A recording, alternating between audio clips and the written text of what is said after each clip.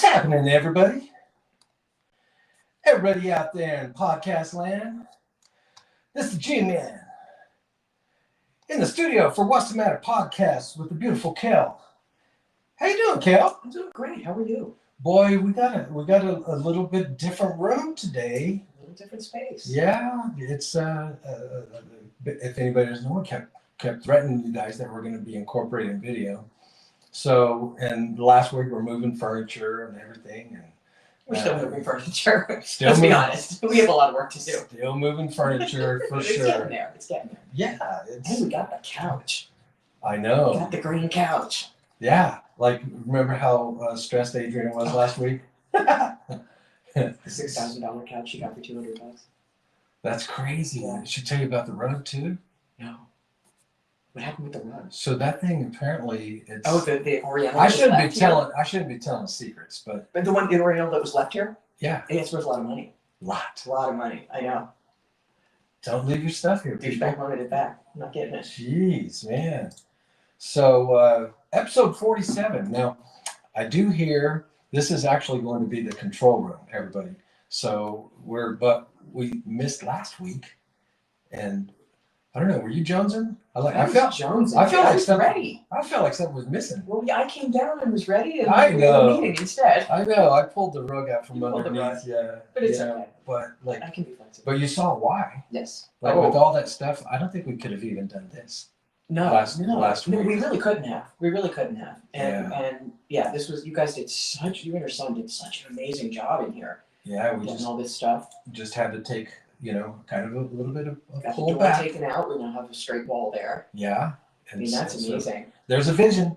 There's a vision. Man, but hey, I'll apologize right now because like this thing is like totally black and I look like JD Vance. But no, my eyes are like all dark. I could be in a scary movie right now, but I'm not possessed. So I'll try not to look at you guys too much. But episode 47, what's the matter with nomads is what we teased. And so I was kind of like looking for these little taglines. Mm-hmm. And so basically when you think about nomads, the contrast is there are people that need to have roots, Yes. ROOTS, Mhm.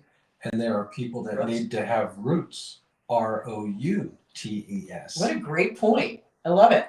And those two are quite opposite, Mhm. but that's what we're going to be talking about today.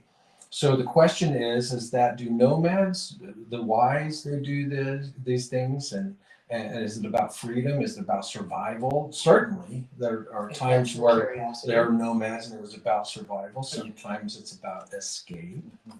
Talked about. Mhm. We're going to talk about some good stuff like as I was looking at this. But what is a nomad? What it isn't? As I said, some people need roots to feel alive, and some people need movement to feel alive. Right. They don't want to be stuck in the same place, right? And I can respect that. So, as we always do, let's go ahead and give our sponsors and everybody that puts this together a little shout out. Of course, World Matters Incorporated. They have a big day on Friday coming up. And of course, the creator and producer of the show, Big Bongo Productions. And we are talking with some sponsors. You go ahead and give, we haven't signed her up yet or anything like that, but let's give her some love. She's going to be here next month. It's prom season. It is, So yeah. now is the time to talk to Just In Time Tux. Yes. Go to justintimetux.com. Yeah. Justintimetux.com. We have the best selection and the best service, no question about it.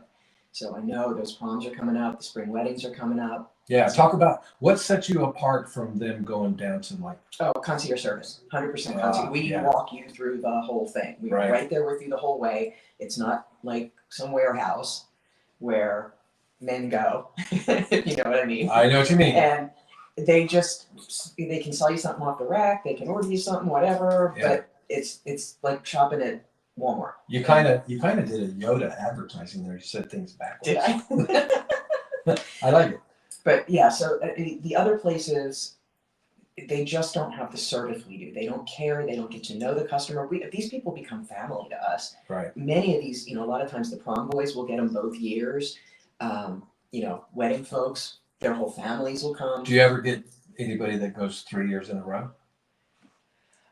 because it's normally junior seniors, but you can maybe have this. I've only been there. Very This is popular only my first sophomore. year, so I can imagine that happens. Yeah. And you get a lot of them that go to multiples. Right. They're in one school, their girlfriend's in another, Yeah. or they're like the date boy. Or maybe a sophomore brother or sister.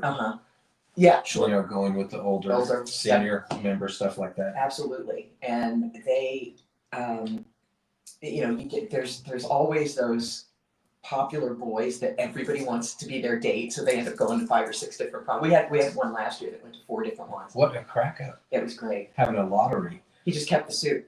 Now how, Straight so just in time talk, Just in time talks. tux.com. And we're going to be exhibiting tomorrow at the Chamber of Commerce At the convention center? center. Yeah. We're gonna be there too. Oh, you're kidding! Booth 461. Sweet. I don't know what booth we are, but come on down. Everybody Yeah. come on down to the convention center tomorrow. And the Chamber of Commerce is having like a local expo. It's officially a party It's now. big. It's you know, having a convention center is huge. But it's a local business expo for chamber members, and we're all going to be there with our stuff. So Okay. come on by. We'll have a raffle for a free rental, and drop your card in our box and get in the game. Love it. Reno Convention Center. Everybody that's local. Kathleen Hanley is the owner. Yeah. She's the one we mostly be dealing with. We give out her number primarily, and then as individual stylists, when we meet them, give them ours, and then start taking them over. But Well, you better give them her phone number then. oh, that's a good question. Yeah. Real quick, I don't have it. I have it it's on that phone there that I can't tap into. It is I think it's 775 560. 775-560-1751. Okay, 775-560-1751. Yeah. Kathleen Hanley at Just in Time Talks. Give her a call. She'll set you up with one of us here on the Yeah. site. Yeah. And we'll get you taken care of. Hey, no guarantees, but you guys, you guys are at that point. You're experimenting. No, I can't say it. You never know. You may go just in time tux, and that may be the reason why you get laid on your senior prom. Could You never know. Could be. No guarantees. Match that girl's dress perfectly. Was that inappropriate? I hope that wasn't inappropriate. I'm still thinking like a teenager, I guess. All right. To your prom. So let's get out of this hole I'm digging right now. Okay. And so we want to define nomads across time, right? So, Yes. so people think about traditional. When you think about what's Like a nomad? Sherpas and Yeah, big groups of people Yeah. moving across the land. yeah. Or Dust Bowl. And that's what I was getting ready to say. The Dust Bowl, and even further back than that. Think Native about Americans, Native Americans, even India, early man. Egypt. Cave- Absolutely. caveman. Absolutely. You know, so We had to be. the pastoral seasonal movement, right? Now there were also, golly, for last couple thousands of years, once routes, Mhm. routes. Mhm. How are we going to distinguish that? Because I'm going to Roots and say routes. roots Say and roots routes. and Let's do Roots that. is Yeah. in the ground. So roots and is routes. travel. Yeah. So, but some people pronounce routes as routes. Right. You know, Route Mhm. 56, 66, 66. Yeah. Yeah. I think that. Exactly. So, but there were trade nomads where they did movement for commerce, right? So think about that distinction. There were forced nomads, sometimes because of war, Sure. some sort of displacement, Famine. whether it was Weather. seasonal, Absolutely. economic pressures, and Absolutely. things like that. Of course, we as a country, Invasion. we're dealing with that stuff right now. You know, really, when you're talking about whether somebody comes here for economic pressure or displacement and things like that. Now, so we got traditional nomads, trade nomads, forced nomads, and then we're going to also talk about some modern Digital nomads. nomads. Yeah, where you got digital nomads working remotely, the mobile type of thing, or not just working. What about nomads that have the van life, the RV, Mhm. you know, taking off across the I can definitely do country? that. Yeah, we've been talking about that. And then career nomads, where you're talking about contract employees, Mhm. short-term starts, me. and coming in, Absolutely. hired gun. I like that, Fractional Yeah. executives. and I like that. I want to be a fractional executive. So, as a moment of clarity, is that what we're talking about today, where being a nomad or nomad isn't necessarily being on vacation. Mhm. It's a lifestyle Mhm. in many cases that's built around movement. Right. Right. So let's talk about those two things, roots and routes. And so why do you think why do some people crave stability, Cal, Mhm. while some people crave mobility? Where the stability, you get safety, you're going to have community, you forge Consistency. your identity Mhm. and things like that, right? Whereas when you're craving mobility, there's things you have freedom and you can explore your curiosity. And as far as your identity goes, it's a good way to kind of reinvent Absolutely. yourself and things like that. So talk about those things. Why do people crave stability while some people crave mobility? I can actually speak to this because I Yeah. used to crave stability. I'm a Taurus, and we are very sedentary. Like once we get rooted in somewhere, we're very grounded. We're very rooted. We like to flourish where we are, and don't like to move around a lot.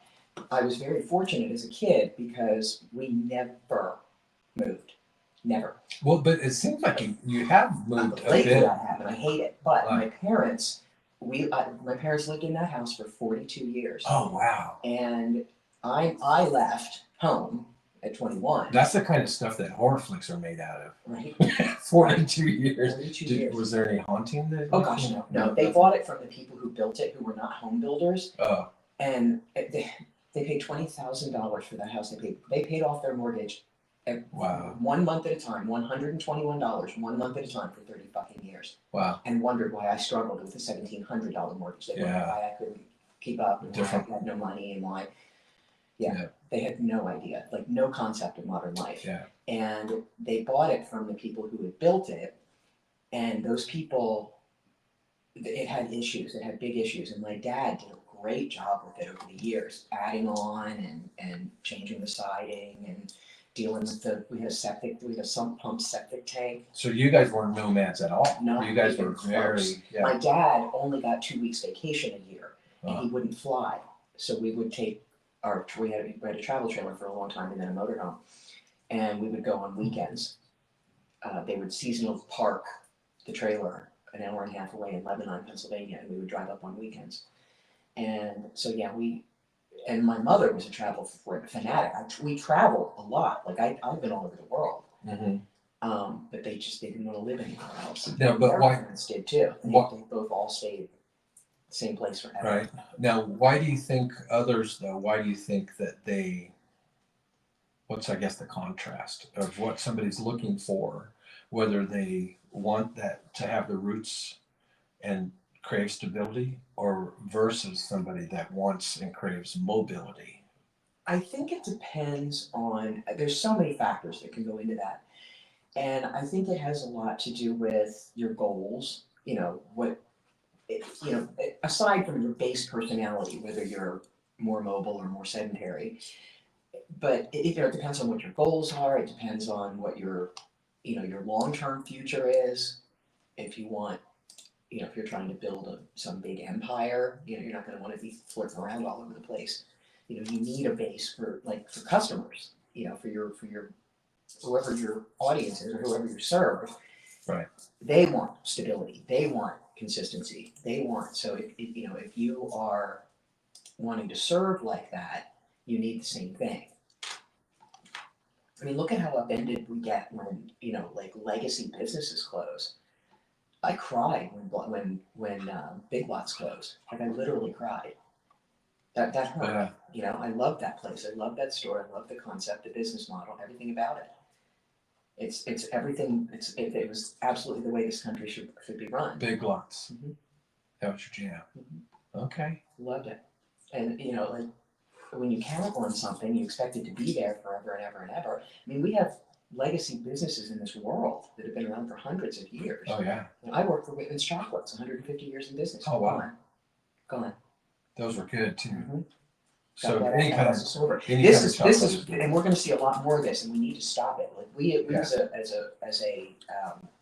as a collective community, really need to watch for this because everything is starting to monopolize again. Right. We have all kinds of bullshit going on that's way against the law that nobody's fucking enforcing, and it's pissing me the hell off. Yeah. Spirit Airlines just went down. United is trying to buy American. Right. If that happens, we are all fucked. Hey, and anybody that's listened to the show knows that just like we're talking about nomads and just like nomads do, we sometimes wander really far away We get a little from off where we're going right now. So, Let's pull it back. so back to the program.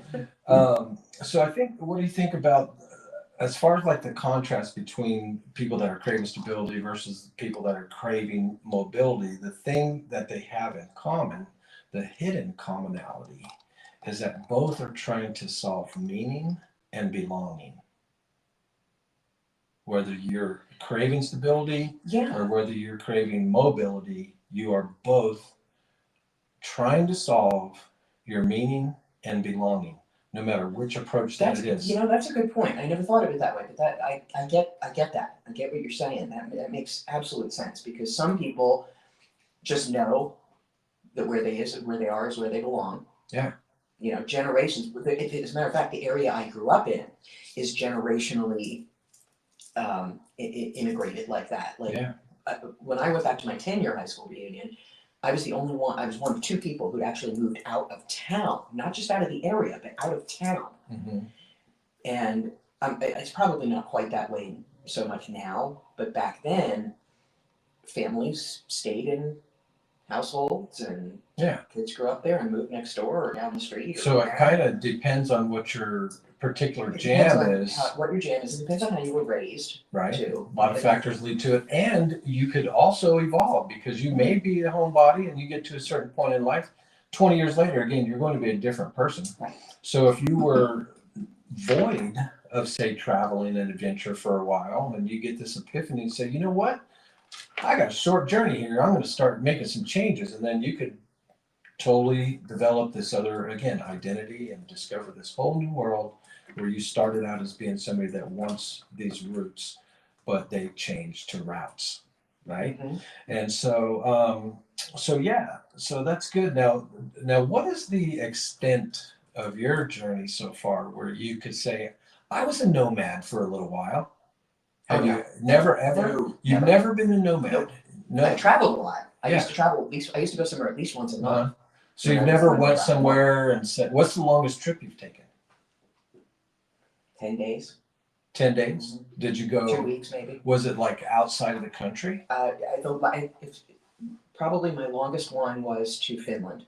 That was 2 weeks. Yeah. Was that so that's kind of like an adventure. Mm-hmm. And then was it very organized, like touristy? Nope. Or you went up for Nokia. Oh, that's not a vacation.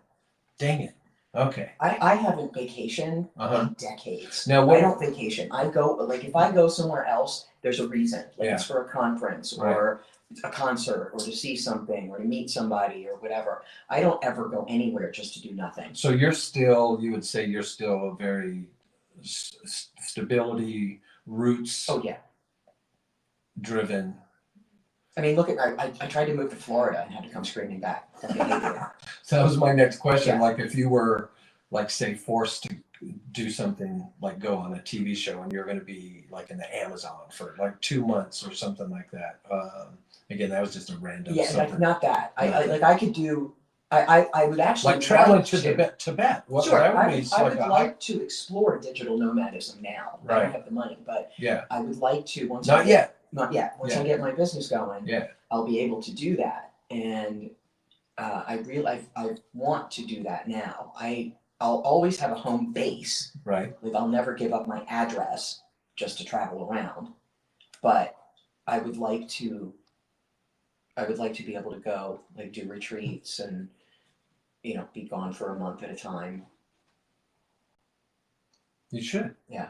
You should. And I'm also trying to get out of the country, so I need to start traveling to expat locations and figure out where the hell to go.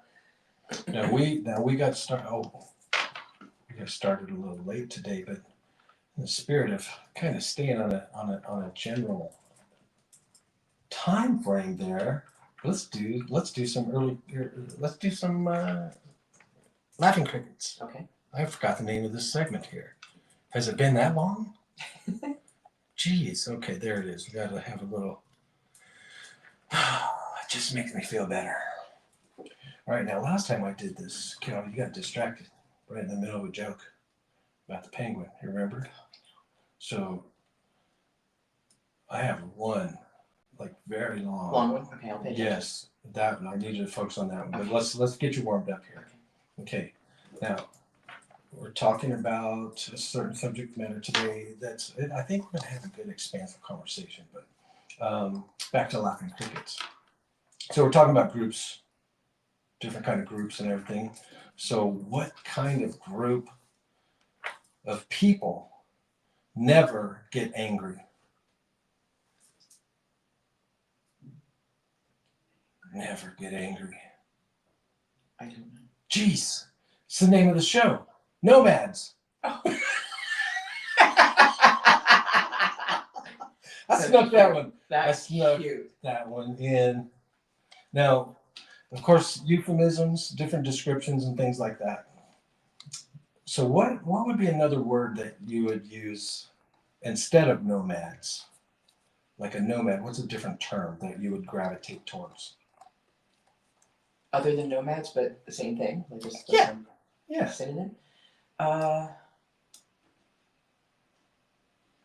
Wanderers. Oh, that's kind of cool. That's kind of a cool one. I came up with vagabond. Vagabond. That's a good one. You like that one? All right. Well, this next joke, the final joke, is about this vagabond, I guess. He's a ventriloquist. Okay. All right, Kel, get your finger off your mouse. I'm trying to post like the show on Facebook. But I know you said that last time. It's a really long joke. Okay. You're gonna have to pay attention. Okay, so this ventriloquist, he'd basically given up on life, and he became a drunk, right? He's a drunkard vagabond. Just hop trains, moving from town to town. One day he gets off in a small town, right? On his way to the nearest bar. Could you imagine? If you were a vagabond, would you be going to bars all the time? No. I would. Oh, but yeah. Yeah. Yeah, I'm sure I would. I'm sure I would. Get to a Yeah, place yeah. to rest your It's bones. sort of meet people, the locals. Yeah. I guess I would. Yeah, for sure. And then just to kind of, again, if you're going to go down that trail, I would imagine just like, okay, I'm going to drink my life away. But anyway, he's on his way to go to this nearest bar, and he spots this small dog in the alley. And he goes, he's a ventriloquist. Okay. Remember? Mm-hmm. So he goes, perfect. He scoops this dog up, proceeds to the bar. So when the bartender turns to say, hey, you got a drink? You want a drink? And gets it ordered, and he has this dog sitting right next to him. So before the bartender could protest, because some people don't want a dog in the bar, right? So before the bartender could say anything, the guy says, I'll have a beer. And then he's a ventriloquist, and so he makes the dog say, I'll have one too. And so the bartender's like, WTF? So he just pours the two beers and puts them in front of him, right? And so the drunk vagabond, he drinks his beer, but when the bartender turns away, just like wham, he just slams his other beer real quick, right? So when the bartender comes back to them, he thinks that the dog drank the beer, and he's, they order another beer, and he throws his voice again. So the dog, obviously ordered one as well. And this time the bartender, he's not able to contain his curiosity, right? And sees, like, he rubs his hands, says, it's like, am I out of it? Or is that dog talking? And then the drunk says, yeah, he's been talking ever since he's been a little pup, right? And then, like, the bartender goes, would you ever consider selling that dog? And then the drunk just he frowns, and he says, well, it means a lot to me. And normally I would never consider it, but as you can see, I'm down on my luck, and it may be best for the dog to have a good owner like you. So, but I have to say, I wouldn't take less than $1,000. Okay. And so the bartender looks in the register, and then he answers back. He goes, all I got's $500 now. Can I owe you the rest? And the drunk frowns again and goes, yeah, I guess, but I don't have really too much of a choice. Okay, it's a deal. So the drunk finishes his beer, leaves the bar $500 richer, right?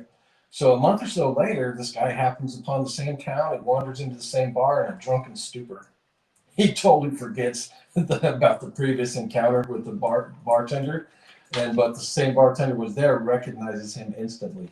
It says the bartender walks right over to this guy and says, you son of a bitch, you sold me that dog. He hasn't said a word to me since.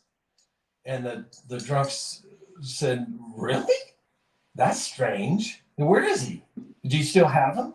And the bartender sighs and says, yeah, I've got him tied up in the back. So the drunks insists on going and seeing the dog, right? So once he's out back, Drunk leans down, rubs the dog on the head, scratches behind his ears, and says, "Hey, I told you that you had to talk to this guy just like you talked to me. What's wrong?" So the ventriloquist throws his voice again, and then the dog replies back, "I ain't saying nothing until he gives you that other $500." Oh, I don't know. I think I struck out on that one. It's too long. That's fun though. It's I cute. got to figure out a better way to deliver that. All right, so let's get down to the main matter, which is the whys, Cal. Why do people can become nomads? I've identified survival. Sometimes we talk about that, right? Freedom, Mhm. identity, and economics. Okay. So let's again compare past nomads to modern nomads. In the past, there were nomads that were forced to this type of life through climate, right? Animals, sometimes back in the dinosaur age, predators, things like that. Again, climate, seasonal, survival. What about if they had to go because of some tribe or warring army that came in and was taking over a territory or something like that, and they get displaced? And then, of course, we talked about trade routes. So, talk to me about imagining. Imagine, Kel, if you could, like, what type of nomad would Kel be if she had to deal with these factors right here? Like, imagine, like, what would you do? What would you be like? Would you be like a Amazon warrior princess, or would you kind of be forced to kind of go with the flow, back in the hunters and gatherers days? No, I would definitely be a leader and probably like planning the route. You know what I mean? Like Mhm. figuring out where we are, where we're going. You could be like a undercover scout, Sort of like, yeah, like maybe the something orienteer. like that. Yeah, yeah, I like it. Now, in the modern, we're talking being forced to be a nomad Mhm. with all these things, right? So the modern nomads sometimes are forced to be a nomad because of rent costs, Mhm. sometimes because of remote work, sometimes they're forced to be a modern day nomad because of burnout, Mhm. escaping again the same. Remember last week, Mhm. going through the breakthroughs after a breakdown. Yeah. Sometimes you have to break down, figure out that you're in a burnout. Sometimes you have to move on. Another modern reason that people do become nomads is adventure. Mhm. I sometimes when people tell me what they do, they like travel 6 months out of the year and they just go with like a backpack and they've got their See, I could friends never do at that. different That places, and could- it's kind of like every year they know that they're going to be showing up and stuff. I like stuff too much. Yeah. To be a nomad. Right. Yeah, comforts of Mhm. of modern civilization. Yep. I think a lot like that too. Yeah, I can't just do the backpack roughing it thing. Now imagine that you're an author. We had one of the episodes on what's the matter with authors with Adrian. How are you doing with that, by the way? Have you followed up on that? No. Oh, I oh haven't no, time. that happens a lot, right? So, but if you were say writing a book about somebody like you, that something happened where you had to have an identity reset, Mhm. and you chose the identity reset that you needed to go off and be not you necessarily, but you're writing a book Mhm. about somebody that needs an identity reset, Mhm. and they need to become a nomad. What would your point of reference be? What type of character? What would your point of reference be as you wrote this book? Spiritual archaeology. Oh, It's where you go and dig into your past, your ancestry, how you got to be who you are today. And the only way you can do that is by going back and digging through your family, digging through your parents, digging through your conditioning, digging through I call that spiritual archaeology. So is this something where, let's say, even from a domestic standpoint from the United States, right? And if you found out, hey, my great great grandmother used to live in Illinois, and you actually got the address and you found out that the house was still standing.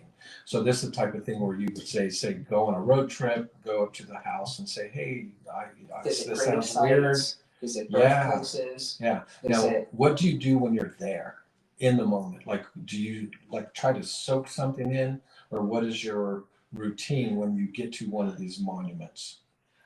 I've done some of this, and I will just kind of go and just absorb the energy.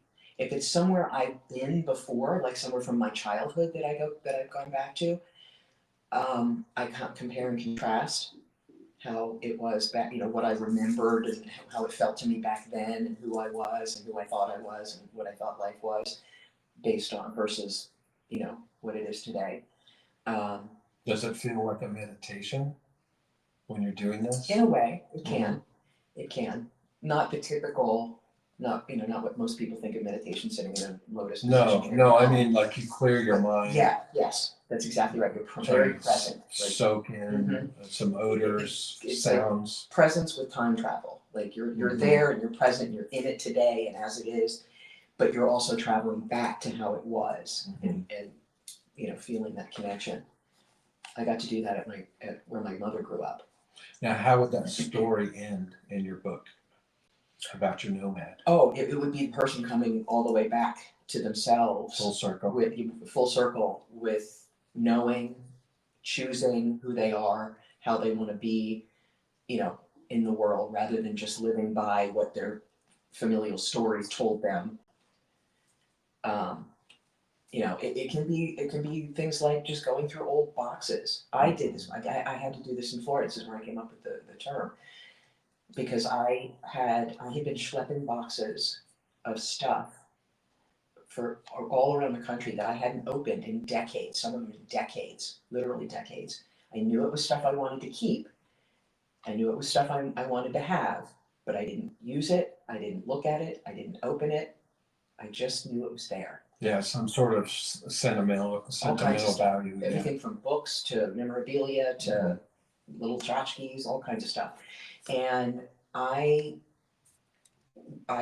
had to pack everything up and move to Florida and then move all the way back. So before I did that, I wanted to go through as much of that stuff as possible and get rid of crap that I absolutely just didn't resonate with anymore. And there was a lot of it. And it was a bummer because I ended up getting rid of a lot of stuff I now wish I would have kept to move out there. But coming back, there was a lot of stuff I was like, you know what? I'm just not paying to move this one fucking time. Yeah, and that's something when you think about it, if you're going to really lead a nomadic existence, you really can't have a lot of stuff. No, and that's why I could never do it.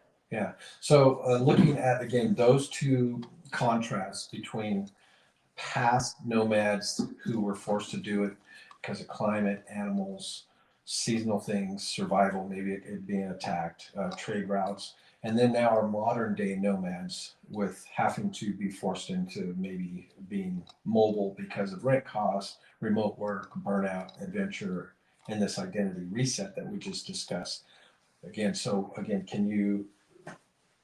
What's the first thing that comes to your mind when I say what's the one thing or the things that they have in common still, even though one was in the past and now there's modern reasons, but what do they all have in common? Economics. Economics? Yeah, a lot of it has to do with economics. People Yeah. Most people don't like to move.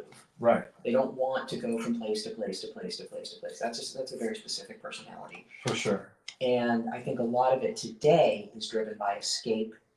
It's driven by distraction. It's driven by dysregulation, thinking that there's something else out there. And it's very much a case of wherever you go, there you are. Yeah. Well, it's interesting you said economic too, because the nomad that's committed to their lifestyle of mobility, they're probably, most of them, not wealthy, And so their economic situation is continually Well, something that they have to sure. navigate. Oh, absolutely. And in a lot of cases, you'll get people in that are like the type that like they're like fuck the man, fuck the system, I'm not paying taxes, I'm not this and that, and they're kind of outrunning the system. Mhm. And I think there's a lot of that. There's of course they have no money because they eschew materialism or whatever, and think that this is some spiritually clean life or whatever. There's a lot of that, pilgrimages to India and Egypt, and that's real popular right now. A lot of that kind of quote unquote spiritual travel, where people think they're going places, and they not think they are. They're going all these different places and experiencing all these different. A lot of it is based on all the religions that they've heard, so they go in Buddhism or become a monk or go, try and do all that. And I think the ones I've met feel like they're performing happiness. Like I don't think they really enjoy it. I think they endure it and act like they Mhm. cover it over with, yeah, I made this really shitty decision, but I'm happy. This is wonderful. This is great. And they find ways to make it acceptable. But I don't think a whole lot of people truly enjoy that kind of life. It doesn't turn out with the way our modern day is now, giving up material comfort in some spiritual quest, there's no reason for that. Yeah. It does nothing for you. And again, and that of course is a personal take, and Right. certainly I would hope that somebody that would go through those things, that it's something instead of desperation, I'd like to hope that it would be from inspiration. Sure. And saying, things like, again, so I had no thinking or even chance of doing something like that because I was 21 years old for a month when my first child was born. Mm-hmm. And so, but for somebody without that tie or obligation, there's a lot of that are doing right now. And I would say that would be kind of cool if in your 20s, maybe even your 30s, you're just like, this is the time that I'm going to do this. I'm going to kind of have my education set up or a plan for after, or maybe I'm going to do while this. you're doing it. That's exactly. A huge and education. chronicle the whole thing while you're doing it. You're always going Absolutely. to have that. Talk about writing a book. Forget institutional education when you're traveling the world. So that's a part where, I would say that, I don't know, when you say that most people are doing it out of a Oh, I'm not. desperation. No. I don't think most people. There's a contingent that do Yeah. that, thinking that Yeah. they're going to find something better than what they're Right. leaving behind. It's kind of ballsy. And I kind of absolutely. tip my hat to them, Mm-hmm. for somebody that has the wherewithal, the ability, the opportunity, and they take advantage of it. Because, like, I don't know, like when we go to Costa Rica, I mean, it's just such an awesome place. Is it? And there's so many places across the world that we haven't been to that people, of course, share their stories. Like we'd like to go to Greece in the next couple of years. Oh, I want to take a cruise. All this, us too. And so just all the stuff that, of course, we read about in the books and the history, and now we know people that came from Greece, and from anyway. There's something about, I don't know, putting your feet somewhere again that you read. You can't go to all the places. Oh gosh, yeah. Like Machu Picchu. I want to go to Machu Picchu. I want to go. I want to do the whole tropical route. Yeah. Belize, Bolivia, Ecuador. Mm-hmm. Costa Rica's a little played out. So it's already been. It's definitely Americanized. Yes, yes, and I don't mind that it's Americanized. I think it's too expensive. They love us too, the locals though. They do take care of you. Do they? Yeah. Because a lot of places don't. A lot of places they act like they like the expats, but they really don't. They do. I mean, because I would go over there and I was kind of like complaining a little bit about some of the things over here, and they were kind of like perplexed, like what? Like we don't know. We like America's great.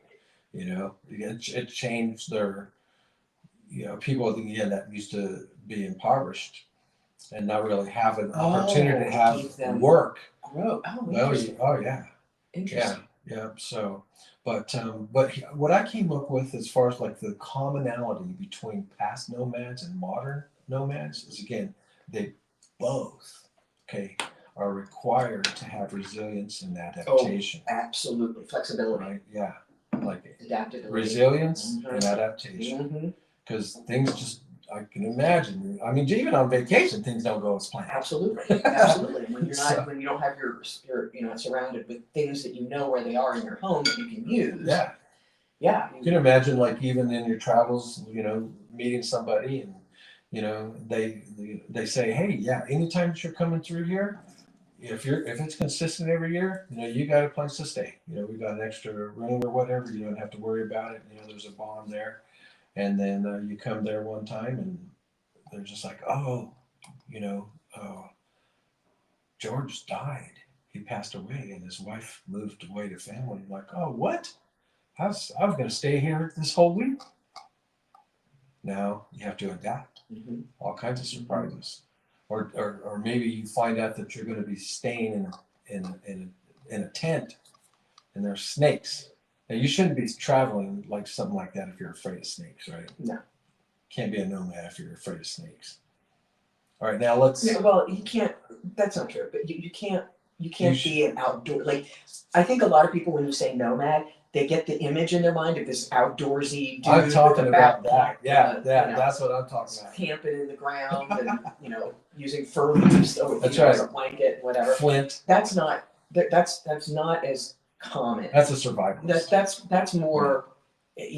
That's naked and afraid. Yeah, kind of. And I mean, that's kind of what the hippie kids did in the '60s.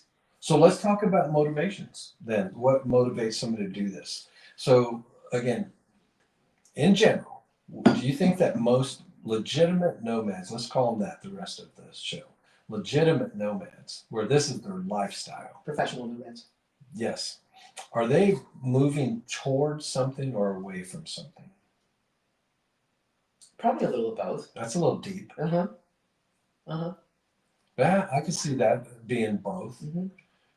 They're moving towards knowledge and experience and adventure, education, Not information. and escaping and staying away from, say, the rat race people. People. Maybe they're really, family. introverted. They like to be very selective. They don't like to be forced into a sardine can with people that they don't like, respect, or want to be around. Sure. So, what about being motivated by the freedom versus avoidance? So I want your response to be kind of tie it into our last episode with breaking down, having breakthrough in this regard of freedom versus avoidance. Okay. I think there's a combination of a lot of that with people who do this. I think there's a certain amount of just things they want to avoid. Ones that don't have a permanent address can be, trying to avoid bills or, like. They could be on a wanted list too. They could be trying to escape on the the land. law. Yeah. They could be trying to figure out where they want to put roots down. There's a lot of different reasons why people do it. I think there can be an avoidance of, like, a certain type of order, like your furniture's, you come home and your furniture's always in the same place and your neighbors are the same and where's that familiarity, and some people that's oppressive, and they Mundane. mundane, or they get tired of it. I definitely do. What do you do to change things up when you start feeling like that? I tend to isolate. Mm-hmm. I tend to kind of pull back and go into my own online worlds and start exploring things and trying to learn things, and it's not as easy for me to just pick up and travel somewhere. I don't have that kind of money. Mm-hmm. I would if I did. Mm-hmm. I'd love to travel. Not yet. Not yet.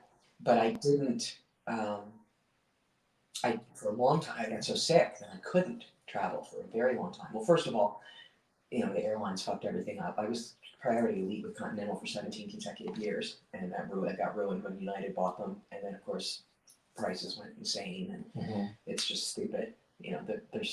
Flying sucks so bad, and they nickel and dime you to death, and it's not even enjoyable anymore. People are assholes at the airport. And, it's just like, why bother? More reasons to be a nomad.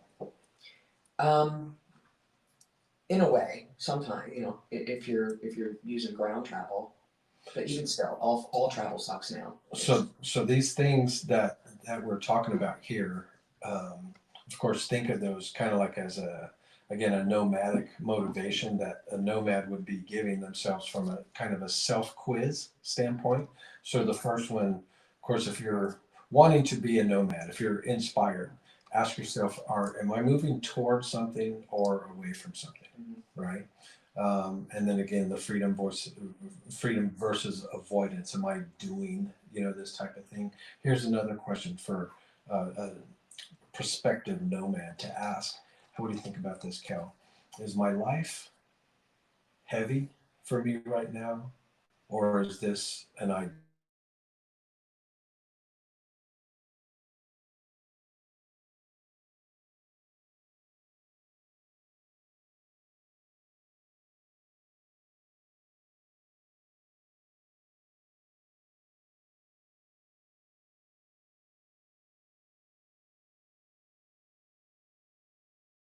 Sorry, Adrian, I have to get back to you. I can't even text her right now because we're using that for that little thing, the camera there. Oh, Kathleen just sent me directions to our booth.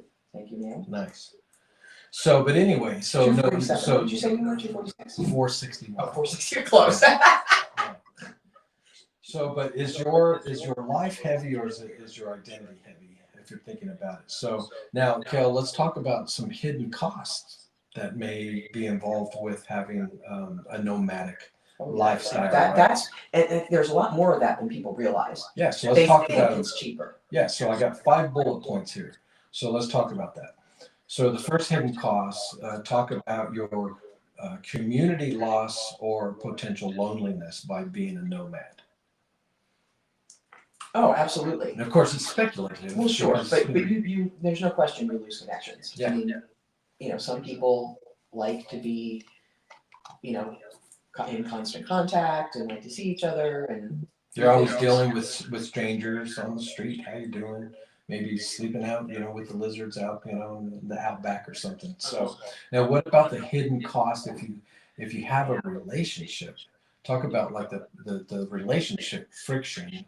Oh, yeah, That would have to be there, That's just not right? gonna work. Well, because like with long distance relationships and things like that, you've had a few of these, right? And so, but somebody that's consistently just like if they're gone, Yeah, what's the point of being in a 6 relationship? months out of the year or 2 months Why out would of you the get a year. relationship? That's stupid. Yeah. There's no reason for that. Yeah, but that would definitely be some friction. Big time. Hidden costs for being a nomad, of course, is your health routines. You can imagine, like in travel, right, your sleep, your diet, again, just the stability. There's going to be just again these times of stress that you're dealing with, troubleshooting. You talked about finances, right? Sometimes you may, of course, we recommend having a budget if you're going to be traveling and things like that. But sometimes things are going to happen where you have these surprise costs, right? It's maybe your hostel, went up in price in the last 2 weeks, or whatever. Well, if you do it right, you should be able to make reservations. Yeah, as far as that kind of thing goes. I mean, you should be planning. If you're living on the road, you need to be able to plan ahead to your next destination while you're at the current one. Yeah, sometimes though, these fees pop up and you're like, they didn't say anything like that on the website. You're just like, hey, I'm sorry, do you want to cancel? But then again, it's just like cancel. Then you have to come up with something else to what it is that you're buying for. But the point is sometimes on your finances, there's some hidden costs, and those are surprise costs, right? Now, what do you think about this? 2 words. You're a nomad. You have to deal with this stuff. Resiliency, adaptability, and all these things. But eventually, you get decision fatigue. because you're You're always having to constant. Of troubleshoot. course. Oh my gosh. Of course, you're always having to plan, decide, choose, where am I gonna stay next, what am I gonna eat today, what am I gonna do? Yeah. Where am I gonna go? Yeah, absolutely. And that, like, even when I travel, like just for a week or a couple days or for a convention or whatever, Mhm. I act like I live there. Like I don't stay in like vacation mode. I become a local. Ah, I like it. You know what I mean? Like I unpack my clothes, Yeah. hang stuff in the closet, Mhm. and settle in. Yeah. I like to settle in. That's why I don't like Yeah, quick even trips, though, like even 2 though, days. even though it's a temporary resident, Right. it's still a It's still residence. a residence, Yeah. and I like to like I don't like touristy shit. I don't like common shit. I like to hang with locals. So I'll go to local bars and clubs and stuff restaurants, not Yeah. chains. Where Yeah. the locals go, and just talk to people. Yeah, I love it. I love it. All right, now lightning round here. Golly, I am so unprepared here. It's New like environment. it's a new jam. It's a new. It's Yeah, yeah. so we'll get this down. I'll do some of this stuff in the post edit. So lightning round here. So let's say again, you're a nomad, and this inner voice. So we want to role play a nomad's inner voice based on him ascertaining whether this inner voice that's coming in is signal or noise. Right? Remember signal versus noise?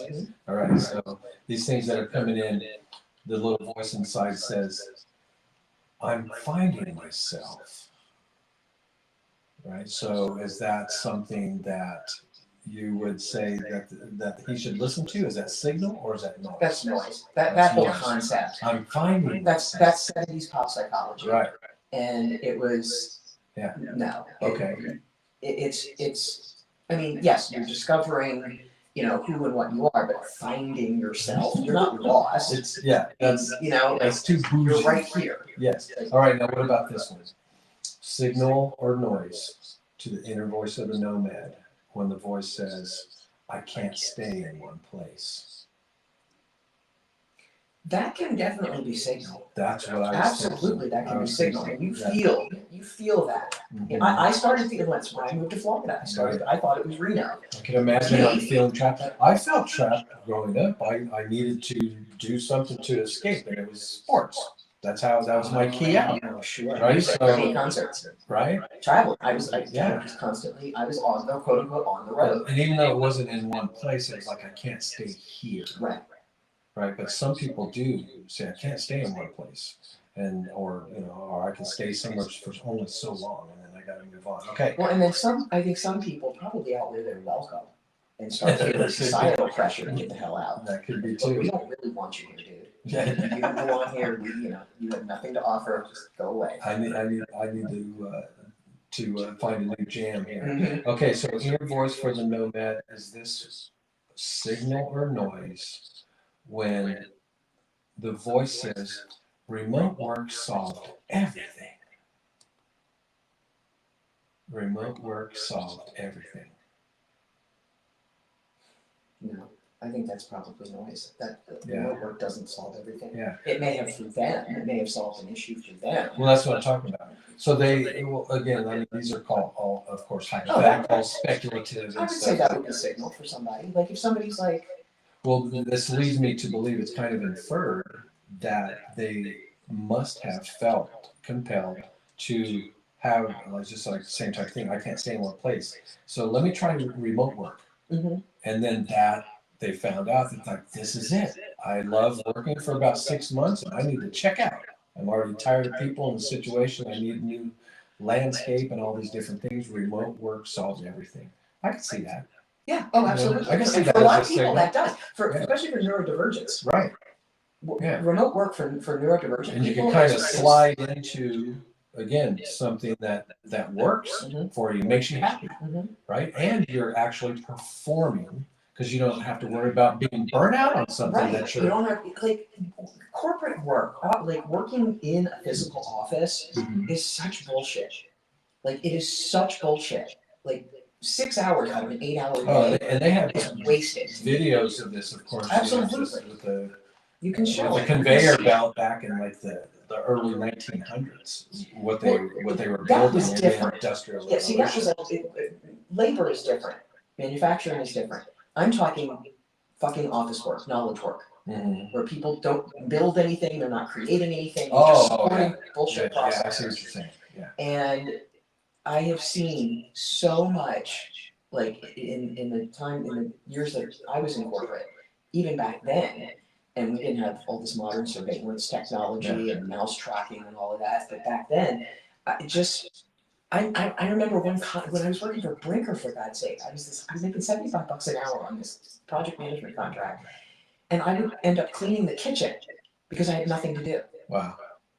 My CIO kept catching me cleaning the kitchen. It's like embarrassing. Yeah. Like here's this. Well, and those things they're again easily replaced. So it's not.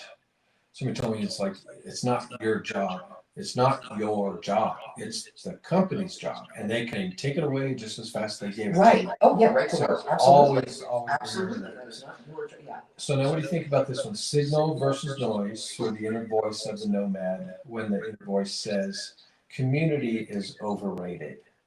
Oh, that's total noise. Yeah. Total noise. Yeah. Community is really, we're seeing the results of getting away from community right this minute. As society becomes more and more fragmented, more isolated, no. So your point is community is extremely important. Extremely important, more so now than ever. We need community governance groups because our governments are failing us. Now, what about, is this signal or noise when the inner voice of a potential nomad says, I'm going to do it. I'm just being spontaneous.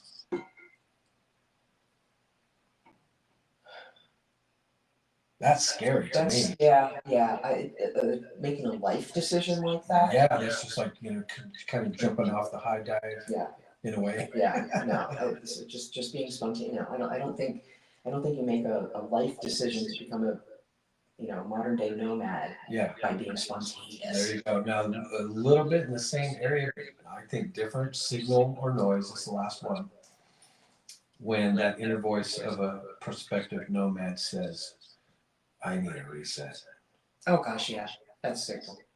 That's signal. Feels like it. Oh, if you're feeling that, that's your body. That's your central nervous system speaking to you. Yeah. Through thought. Absolutely. Respect that. Okay.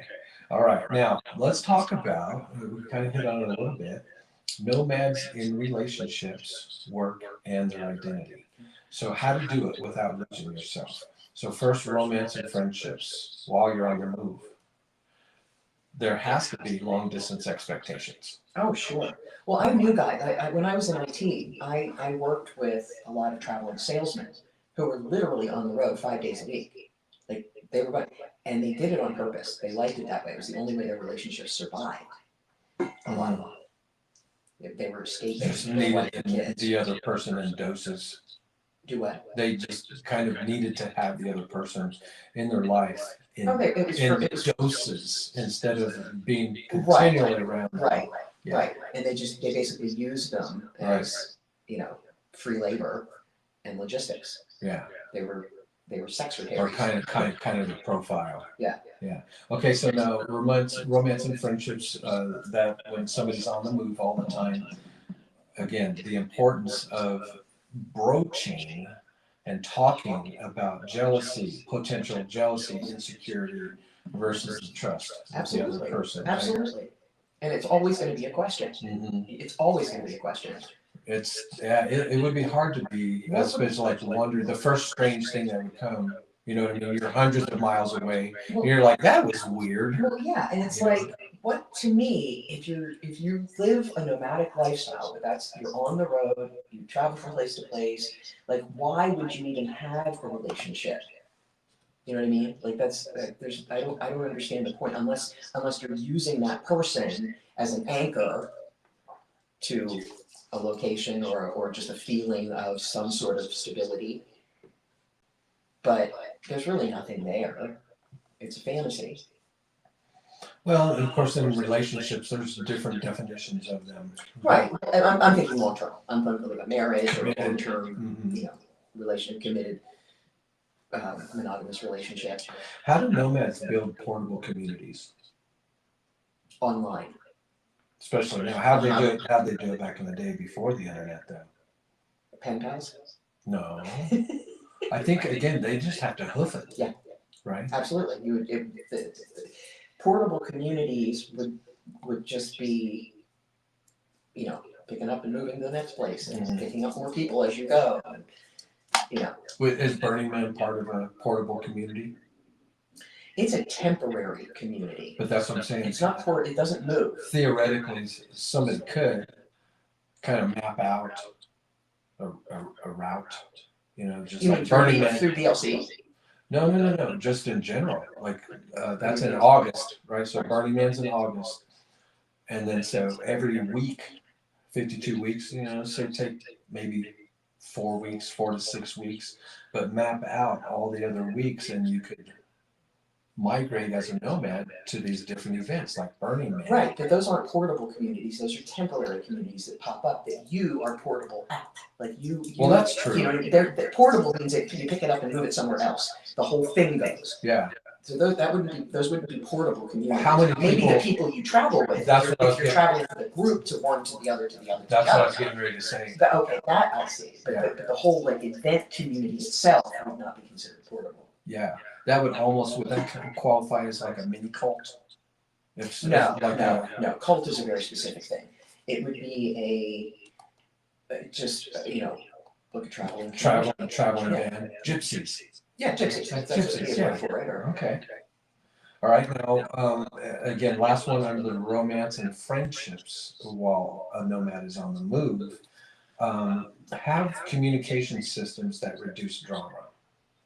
So, for example, again, back to that jealousy thing, I would say that would be something pretty important, oh gosh, right? That if for some reason, if I don't have cell coverage and you know contact me or whatever, I think it would be a good idea to have the onus on the person that's actually the one that's doing the traveling versus the one that's kind of at home base somewhere trying to reach out. Oh, sure. Like the person that's doing the traveling He should needs to be the main communicator, the main Consistently. initiator of communication. Absolutely, consistently. absolutely. What do you think about this question? Can a person be a nomad and still be dependable? Sure. Yeah. Oh, absolutely, Right? absolutely. Yeah, as long as you know their schedule, know where they're at, how to reach them. Right. With online nowadays and cell technology, Uh-huh. sure. Okay. And I always worked, even you know when I was still in corporate. Even if I was out of town, like on personal time, I could check email. You know, I would keep up because the problem was, you know, if you didn't, when you got back, you had this barrage of bullshit to deal with that just backed up while you were gone. Nobody does anything for you when you're gone. right. They just let your work stack up. Yeah. So I prefer to work 24/7 just to keep up with shit. Yeah. 6 days, you'd have 600 extra emails according to your average. Oh, lucky them. I'd have at least 2,000. I get 300 emails a day. That's what you were saying. Yeah. All right. So now let's transition from relationships, love and relationships for nomads to work and career for nomads. So, of course, we talked about it would work for people with contract work, people that are part of the gig economy. Freelancers. Funny enough, consulting advising that we do. And what do you think about a nomad that has the capability that has reinventing themselves as a skill? Why? Why do you Because they're reinvent yourself so often? well, I'm just saying, what do you think about somebody that would have that ability? Like if they say traveled as a nomad to different cultures, Oh, different okay. societies, Yeah. and they have that skill Mhm. to be able to reinvent themselves for Okay, no. That's playing different roles. To me, reinventing yourself is a whole overhaul of who you are and who you were and your Oh, identity. yeah, that's true. What you're talking about is role playing, archetypes, and Or how maybe it's more social chameleon. or yeah, that's a good one. Uh-huh. Yeah, because I think it is Oh more yeah, more I of do an that. I do that. adaptability Sure. kind of vein. Oh yeah. I would like a person like that. You I know, do- that yeah, I can do too. like It can when just- they're in Ireland. When they in Rome. do- It's very much the when in Rome attitude. I've always had that. Yes. It annoys me, like coming, to a place like Reno now that's been invaded Mhm. by all these other, out of staters, Yeah. demographics, that's a good way to put it, that don't have any concept of assimilating to our culture. Reno is a very specific place and has Yeah, a they very don't. specific culture. And they came and said they bitched about where they were coming from and then diluted it with their same bullshit. And then wonder why everything sucks. They don't know or care about the history. About They anything, just about the want- vibe, about the feeling, about Yeah. how things are here. No, they come in and want to change it. They want to bulldoze it down. And that's clearly worked. to what they moved away from, Right, tried to escape from. right. Yeah, real smart there. All right, so let's see. Do you think, speaking of that, is being a career nomad, is it strategic or unstable? It depends. Depends on what you do. Mhm. It can be, I think it's unstable if you're under a certain age and experience level. And I think over a certain age and experience level, it can be highly beneficial to your clients. And I think, yeah, the unstable, I look at somebody that's like just older, Mhm. and we have some homeless, of course, here, and I can't help but think, not trying to be cruel, but when I see that, I'm just like, okay, there was somewhere along the line, there were some poor decisions there. Oh, absolutely. Because it's not about not respecting somebody being a nomad. But again, I think it's something that they should do. If they're going to do it out of choice and do it when you're young. Oh, sure. By the time that you're old, because if you don't take care of the business or if you don't have a plan, a safety net when you are in those older years, then you're a burden on society. Terrible. Yeah. Terrible. And so. And you get entitled. You get entitled and expectant and they're in victim mode, like it's been done to you. Right. The system, the man, corporate, the cabal. You start blaming all these, external things because you cannot reconcile the fact that you failed and failed miserably. Right. And there is a contingent of society that will feel sorry for you and support that, which is a shame. It's diminishing faster and faster, which I'm happy to see. I think charity is one of the worst, corporate charity is one of the worst programs that we've ever done. Yeah, I mean, it's charity was always supposed to be communal. Mm-hmm. Yeah, exactly. Private sector. Mm-hmm. And that became the industrial complex, and it created an absolute society full of victims. Yeah, how do you build? Let's speaking on the reinventing thing. Let's say again, there's a person that's always trying to reinvent themselves. So how do they build credibility if they're always new? They don't. It's right? Very, very difficult. Right. Very difficult. The only way to do it is to be so hyper competent in what it is that you're transitioning to that you're undeniable. Otherwise, you just look chaotic. Now, some people are rooted, right? That's their identity. That's passed along to them. Some people have explorer identities that maybe that's perpetuated by being part of a family that travels all the time. And even when they're young kids, they're 6 years old, 8 years old, and their parents had the wherewithal to be able to take them to Rome. That was me. I was very fortunate. My parents they weren't into stuff. They were into experiences. Mm-hmm. I mean, we had plenty of stuff, but travel was such a big thing to my mother. I'm very fortunate with that. Now, let's talk a little bit again. And again, I can only imagine, but some nomads are identity refugees. They move because they don't like who they are at the home that they're at. Uh-huh. Right? Right. That's a great point. That's a really great point. Is, you change based on the environment you're in, most people. And, there aren't many that can, hold their own line in whatever, make the environment adapt to them. Most people will just energetic. It's an energetic thing. They get into a situation or environment or whatever, and they let it change them and shape them, right, rather than the other way around. Instead of them being true, Mm-hmm. To themselves and let the chips fall where they may. It's kind of like Popeye. I am what I am. Yeah. That's all. Yeah. Well, and then that's a whole other thing. It's a whole other identity thing too, where people get rooted in their story. Oh, this is just the way I am. Oh, that's just the way I am. It's just the way it is. Oh, I've always been this way. Well, change it. It's not working for you anymore. Exactly. And what do you think about this? So we're going to go into what's the verdict. So thumbs up or thumbs down, and a quick description of why. So the first one, statement. Most nomads are escaping something. Oh, for sure. Thumbs up on that one. Oh gosh, yeah. Yeah. Yeah, I agree. I I agree. mean, whether it's routine, whether it's people, whether it's a situation, whether it's themselves, absolutely. Yeah, it could be, and it could be the cabal. Could maybe it is the cabal. Could Maybe be. it's CIA. Maybe, who Could be knows? a- Maybe it's Andrew Bustamante. And then, so, okay, here we go. What's the verdict on this one? You can't grow without stability. Stability.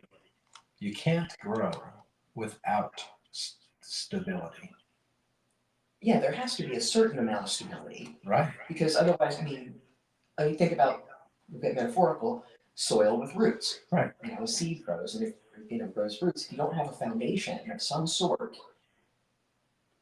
it's going to be. Maybe a better way to phrase that would have been you can't grow void of stability. Same thing, without Same thing, yeah, void. basically the same thing. You know, maybe. But yeah, there has to be some, it doesn't have to be granite or rock stable, but you definitely need a foundation from whatever you're trying to build from. Even if it's only temporary for that particular whatever, you've got to have a certain level of stability. Right. Now, what about this one? What's the verdict? Thumbs up or thumbs down? Freedom is worth the trade-offs.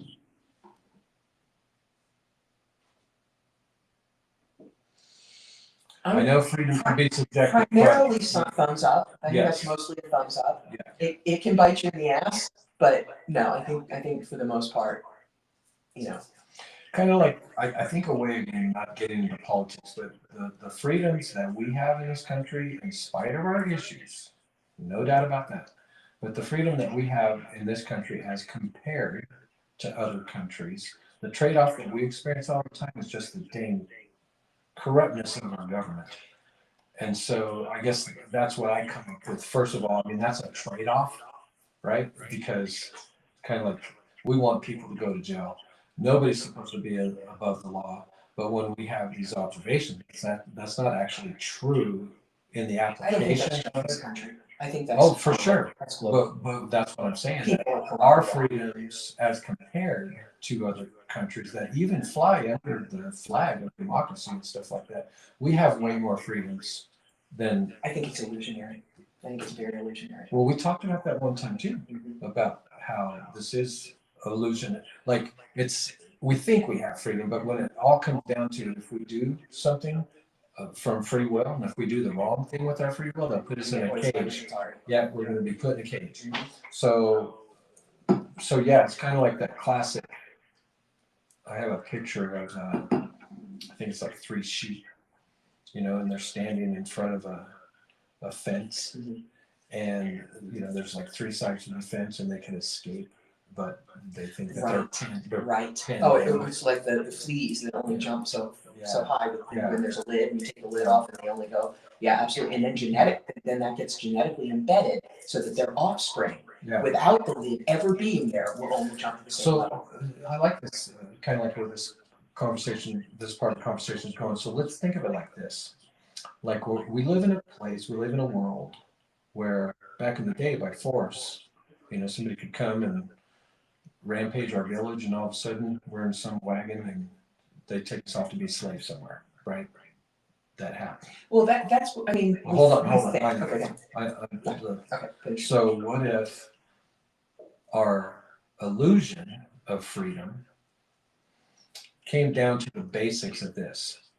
Is that at any time, sometimes if you do something wrong, or sometimes if you didn't do something wrong, but you're in the wrong place, the wrong time, it didn't look good for you, that you can be put in a cage. No question. Right? Happened to me. And so the freedom or the illusion of it is worth it as a trade-off to kind of I guess the trade-off here's, I'm having a bad time articulating this, I apologize, but the freedom of adhering to the rules of law is worth that trade-off to enjoy whatever freedoms Oh, absolutely. I mean, that we, there you know, have that to we be have. rules. Mhm. You know, what's happened is, I mean, our founding fathers gave us the fucking map. They gave Mhm. us a beautiful blueprint. Right. The Constitution is nearly ideal as written. And As compared to other nations. well, not even that. It's been bastardized and trampled so badly Mhm. by the idiots that are in office today that don't even read the fucking thing. Right. Yeah, they didn't know the shit they argue about. Yeah, they have no idea. Yeah. And we've gotten so far away from its principles and tenets that if we just shake off the dust and go back and just follow it, Right. we could straighten shit out. But you're saying freedom's worth the trade-off in that. Yes. In that, yeah. I think so agree. too. I absolutely agree. Took us a while. Because we need, To get around. we need I mean, there has to be collective agreement about certain levels of what's acceptable, what's what's you know, behavioral patterns and you know, in public that we all need to respect. Like, you know, I can't imagine anybody not understanding that. Yeah, well, they're out there, you know, that's for sure. I That's why we have think those. they understand it, they just don't want to comply. Exactly, and that's why we have those cages. Because sometimes, I mean, you have to put a dog down. Yeah, no question. So, and what about this one? Okay, what's the verdict? Thumbs up or thumbs down? Modern nomad life Mhm. is mostly a social media illusion. Oh, absolutely. Absolutely it is. There is so much egoic show off. Look at me, I'm a digital nomad. And the reality underneath it is not Yeah, not what people exactly. think. What about this one? What's the verdict? Community matters more than adventure. Not always. Not always. Mostly, I would say mostly, if you had to choose between one or the other. Yeah, Community is better, but community matters more than adventure. yeah. But to an individual, perhaps not. Um, what's the verdict? A home base is non-negotiable. I mean, of course, if you're going to have a nomad, you got to at least have a home base. That's not even non-negotiable. However long you're there, but you have to have a home base, even if it's mom's house. You know, I mean, I think so. I mean, Yeah. I would absolutely have to. I would have to I would have a home have to. I base. mean, you need an Yeah. address. Yeah. You need, I mean, at least in America, you need a physical legal address if you want to stay an American resident. You need, you know, you need certain documentation. You need, and in order to have that, you have to have an address. So yeah, I mean, Yeah. I can't imagine Not having a home base. not having Yeah. some sort, even if it's a PO box somewhere. You know, you've got to have some Someplace to go route back to, yeah. somewhere. that you- Exactly. Yeah. Got to. Last one. What's the verdict? Some people are simply wired to roam. I think so. I think so. Right now, let's go into matters of fact here. So some practical tools for a nomadic life with some discipline and peace, right? Because you have to have that. You're not going to last very long if you No. just If it's chaos. No. that's not going to happen. Okay, so matters of fact.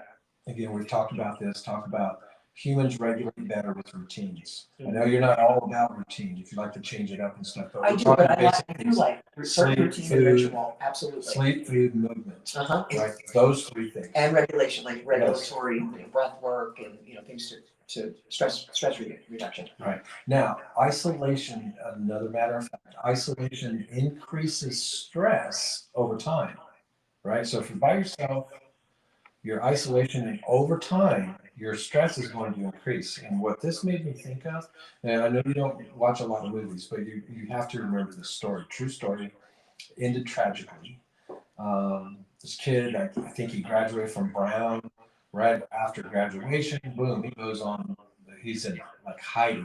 His parents are trying to find him, but he goes and he starts on this nomadic journey. Okay. So all the way from the East Coast, he travels over here to the West Coast, has some stuff in Arizona, but his big thing in the end, he one season. I mean, so this took like years, a couple of years for him to do this. So he gets a job moving up north, but his ultimate goal was to eventually be in Alaska Okay. and live off the land, right? Just be by himself, get away from people. Again, just extremely intelligent. Graduated cum laude, Mhm. from cum laude, from Can we do a macchiato? yeah, yeah, that's right. From Brown University, I think it was Brown. Wow, Um, that's impressive. but anyway, finally makes it up there, and he's doing this thing. He's up there for a couple of years. And he gets a story where he found this abandoned bus, Okay, and he turns that into his home, okay. right? So that was his sanctuary, and so he at some point started journaling, and he made the decision to come back because of this statement right here, and it was in his journal. He said, happiness, happiness not shared is empty. Yeah, I was gonna say, it has to do with being shared, yeah. Yeah, happiness without being shared. I used to empty. feel that way, I don't either. So, because again, he talked about some amazing things. I mean, he's got a bear in front of him. He thinks he's going to die. All these little adventures that he has. I mean, you can imagine. Sure. He's out in Alaska. Doesn't get much rougher than that. And so, but in the end, tragically, when he decided to come back, he was going to come back home, and he accidentally ingested some poisonous mushrooms. Oh, you're kidding. You What's the name of the movie? Into the Wild. Oh, I've heard of it. Yeah, Emil Hirsch, I think, is the main actor. It's a great movie. Wow. I would absolutely recommend it. But of course, tragic ending. But I mean, then that there's- was a badass nomad right There's there. that Tom Hanks one too, where he ends up on that deserted island. Oh, where like Wilson? Uh-huh. Yeah. What was that called? Castaway. Castaway. Yeah. Yeah.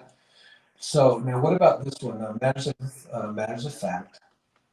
Novelty, okay, is energizing in the short term, but it's exhausting in the Yes, long term. absolutely it is. We're not Especially built without for, structure. humans aren't built for constant novelty. Right. We are built to integrate. We're built to take time, to ingest, to integrate, to experience. No, we're not built for this constant. That's why things are so fucked up now with the internet and all this, squirrel shit. It's funny, like in the beginning of this episode when I asked you how would you a euphemism for nomad, Mhm. and then we went to the vagabond, Mhm. and you said wanderer. Mhm. Read this right here. I said belonging is a core human need. So that's the matter of fact. Uh-huh. And then in parentheses I said even for wanderers. Yeah. And I didn't And even all those know. all those who wander are not lost. Yeah. So belonging is a core human need, Mm-hmm. right? So, Oh yeah. all right. So now some tools. We try to create some tools for people. So if there's anybody out there who says, I'm young, I'm able, have a few bucks in the bank, I think I'm going to be a nomad for a couple of years. We're going to give you some tools, and the tools are going to help you be a nomad without falling apart. Okay. So it's a checklist. 5 anchors. Number 1 is you want to have, again, whether you're home or especially on the road, right, to your point, wherever you are, wherever you're staying, wherever you're living, that's your residence. Right. Right. And so you have some home-based rituals, Mhm. no matter where you're at, Mhm. right? Yeah. And we do.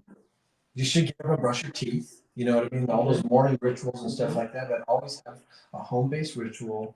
When you get home at the end of the day, even if it's temporary, same morning routine anywhere in the world, Mhm. right?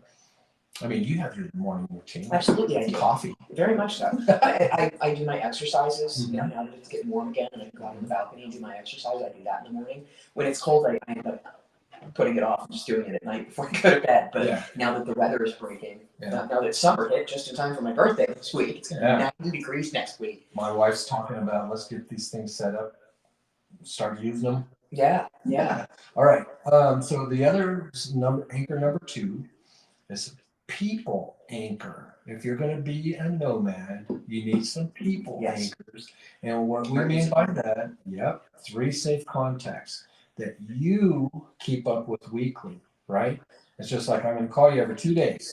If I don't call you every 2 days, like something's wrong, something's wrong. And so, yeah, 3 people. Money anchors, right? Having a weekly budget with an emergency buffer rule. Yep. If you don't have your emergency buffer, you don't go. You just don't do it. Yeah. You don't go. That means that you got to do some more work. You got to put some more in the till before you do it. Always have that emergency buffer. Oh yeah. Body anchors, right? Which I have it as a sleep window along with a minimum movement standard, right? So we talked about movement. Just don't move. It's just like at a minimum every single day, whether there's steps or your calisthenics and things like that. And again, a sleep window. I mean, it's hard for me to get to 8 hours now. Oh, But I'm like between 5 to 7. Me too. Just all depends. But yeah, have that body anchor, have an established sleep window along with some minimum movement standards. Okay, and number 5, I think you're gonna like this one. If you're gonna be a nomad, have an anchor that's a meaning anchor, where it's your one purpose of why you're doing that you project everywhere you go. Everywhere you go. Where's the corny, just like, I'm just out living life and enjoying it. Right. Whatever it is, like you project that everywhere you go. I think that's important. I do too. Your why. Your right? why. Your why. With anything. I mean, that's important with anything. Exactly. Now, it can't be about somebody else. So again, to finish up on this, if there's anybody out there that's thinking about it, again, it's a crazy world out there. It's a dangerous world out there. So, probably not as dangerous as some people want to project. I don't think it's any more dangerous today than it has been over time. Well, yeah, there's going to be shifted. There's a percentage of people like back to whatever Cain and Abel, right? There's a percentage of people that they just don't give a F, right? And sometimes they do bad things. Sometimes you're in the wrong place at the wrong time. If you're on an African safari, there's true stories. Yeah, lions hunting humans. They're not. Lions don't hunt humans. Humans agitate them. Those were crazy. Get their asses in trouble. Those were very special, crazy lions. But true story. Val Kilmer. What was the name of that one? Something in the 90s. All right, so listener challenge. So are you a roots person or a routes person, right? And so this week, what I want the challenge is for them, whichever one you are, borrow one habit from the other side, Cal. If you're a roots person, right, borrow a habit from somebody that's nomadic. Yeah, that's a good point. And if you're the opposite, if you're a nomadic person, find something. Yeah, from the roots. Okay. So again, we kind of threw this together today, but what are your final thoughts, comments about what's the matter with nomads? I think we may. So what do you think about this? So back in March, I was telling you. So I met these guys at the Peppermill, and I was really impressed with this one server. She was obviously an immigrant. I mean, she said it. She's here from I think from Mexico. A lot of it. She was awesome. She was just awesome. I mean, just definitely had a heavy accent and stuff like that. But she just owned her role, and she was an amazing server. That's cool. And so I started talking to her about. I found out, you came here for immigration, and things, and she said, yeah. And I said, we got this podcast that we're going to be talking about nomads sometime in the next couple of months. Would you be interested? And she's like, oh, no, thank you so much. But then another one of her coworkers, I was talking to him about her, how impressed I was with her. And this guy, I think he was, somewhere like, I think Syria. I mean, it was a long ways away that he had come. And then there was another gentleman there, big, tall gentleman from Poland. And so I asked him, I'm just like, I asked her, she said no. I said, but what about you? I said, would you be interested in coming in and talking about some nomadic travels and stuff like that. He's like, yeah, that sounds like a lot of fun. And then the Polish guy, he was funny because he said something, I can't remember specifically, but he said something political about one of the big reasons why he came here from Poland. I can't remember. Is it Pavel? Is he a tall bald guy? At the Peppermint? Uh-huh. In the coffee shop? Uh-huh. The cafe? Milano? Uh-huh. It could be. Yeah, tall, skinny. Okay, looks like he's like in his 50s. This one's a little younger. Oh. He used to work over at Real Well, Estate. maybe 40s. Yeah. Yeah. Oh, so anyway, so got that email back and forth. And so I think what we may do is, a few months down the line, I'll follow up and maybe we'll have a second one with some actual nomads, come in here, kind of, talk about challenges. Yeah. And things that we. Well, relocating to a whole new culture and country. Yeah, I think that we can, I don't know, just appreciate, again, what we have here, our pleasantries in life that we on a daily take for granted. Mm-hmm. Oh gosh, yeah. Without having to. I mean, do you ever worry about being displaced? I do. Uh-huh. I do. I mean, not technically, but I do. I absolutely have that in the back of my mind. And that would fall under, kind of like when it happens. Yeah. Modern day nomads. It's kind of something that's forced on you. Right. Economically, Mm-hmm. Mm-hmm. I mean, I own my condo outright, but I still have to pay a shitload of fees and all that crap. And if I stop paying those fees, they take it away. So yeah, I could. I mean, if something catastrophic happened and I had nothing, I couldn't work or whatever. Yeah, I could absolutely see being displaced. It's kind of the reason why I haven't sold the motorhome yet, just in case. So what do you think, if anything, different about nomads after today? You gave me some good perspectives. Like you came up with some good points, things I didn't think about necessarily about just ways to think about it. It fascinates me. I'd love to be able to try it. I don't know how long I would keep up with it. Start out with 3 days. Well, no, I could do like a week, a couple weeks at a time, even a month at a time. But I would have to have long stretches back home too. Oh, I couldn't just go, Yeah, trip to trip to trip to trip to trip. back to back. Mhm. And I couldn't go from location to location to location either. Like I wouldn't want to do like, Florida, then Alabama, then Texas, then Arizona, like in a couple days at a time, Yeah, that kind of thing. I wouldn't want to do that either. I would want to go somewhere planned that I knew I was going to stay for a while, get the lay of the land, right. Sounds like a year's journey. No, I wouldn't put a time limit on it because it would be just, it would be occupational. It would be for, I would be wherever I would be going, I would be working. Would you like to do it on the fly? So nothing planned. You're just like, I'm gonna head northeast. Nope. No, it's got to be mapped out. Yes. Uh-huh. Yes, I like a plan. I like to at least a general one. Like Yeah. I don't ever plan. Like when I go on a trip somewhere, like okay, now this day we're going to do this, and this day we're going to do this, and this day. Even at conferences where I think I'm going to go to this talk and this presenter and that talk and this workshop, I even blow that stuff off. So it's that's the beauty of it. It's about the flexibility. Right. I love it. All right. Well, heck, episode 47, Cal. What's the Matter podcast show? Today we explored nomads, past and present. What a life built on movement really means, all with survival, identity, economics, search for belonging. Talked about fantasy versus reality, hidden costs. We gave you guys some tools to help you stay grounded, even when your location changes.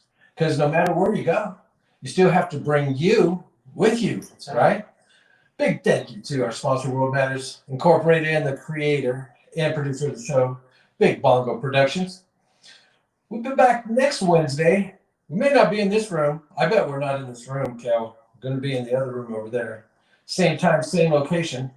Here, and then we haven't even got a name for the studio yet. But episode 48. What do you think about this one? What's the matter with winning? Why do we strive to win in competition, in love, in life? What do we really get out of it? What do we really learn when we lose? Kel and I are going to keep it real like we always do. We're going to laugh, maybe cry, some of those laughing cricket jokes like I did today. And we'll leave you with, again, tools to win without letting that scoreboard become your identity. So until then, be vigilant, be kind, and always remember that what you say matters. This is G-Man for Kel. See ya!